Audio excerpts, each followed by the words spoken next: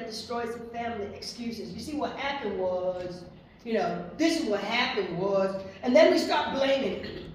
Say the blame game.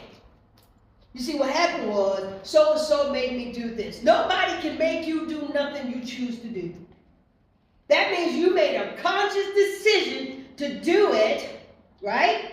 And then you don't want to deal with the consequences of it. You want to push it off on somebody else, to say, well, they made me angry, or they made me make this choice. No, I love it. That second voice was talking to you, and you made a decision. That second voice, called the flesh of man, wants to do its own thing, contradicting the family values and the family structure.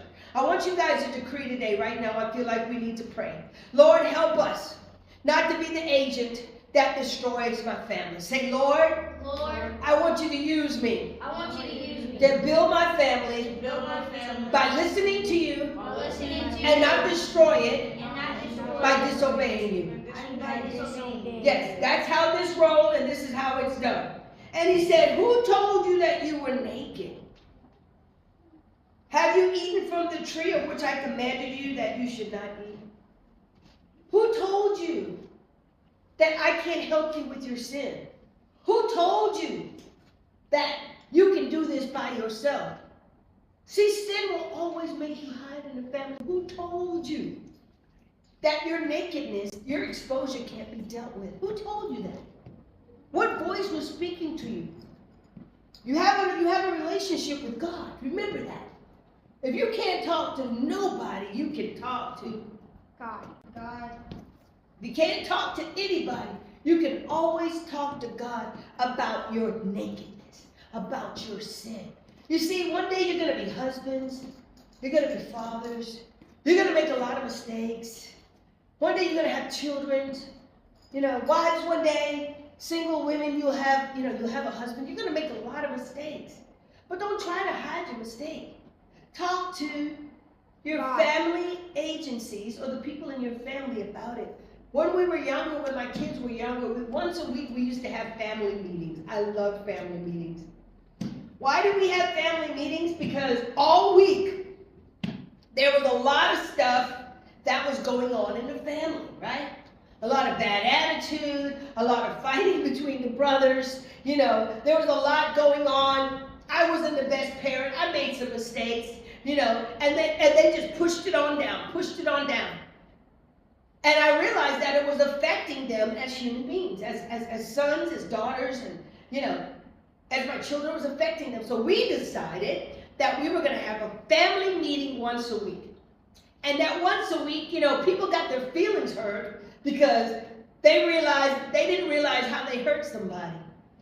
They didn't realize all the wrongs, excuse me, that they were doing all week against the family.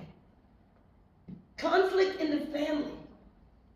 And parents, kids expect you just to love them all the time, and it's unconditional love, but sometimes kids, like you say, they get on your last nerve, and they don't even know why they get on their last nerve. But if you tell them in that once a week meeting, then guess what?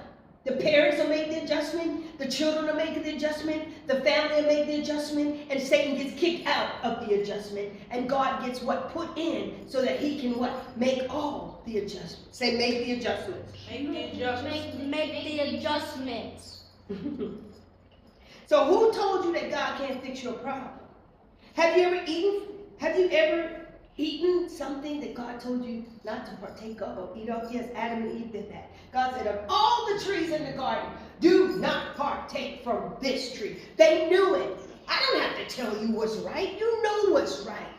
I don't have to tell you what's wrong. You know what's wrong.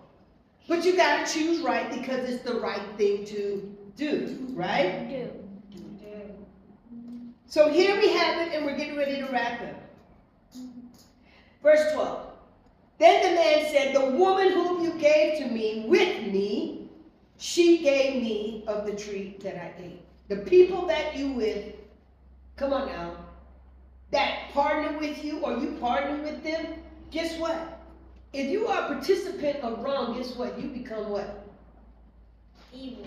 Wrong. Wrong. Yeah, you do the wrong thing too, right? So he started making excuses instead of taking responsibility. Don't make excuses. Take responsibility for your family. God put Adam in charge, not Eve in charge. Everybody has a position in the family.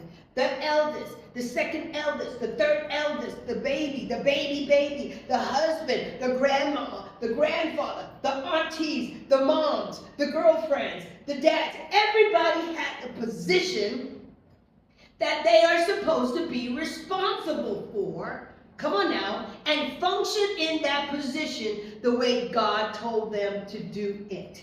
Right? So here we have it. Then the man said, the woman whom you gave to me, she gave me of the tree and I ate.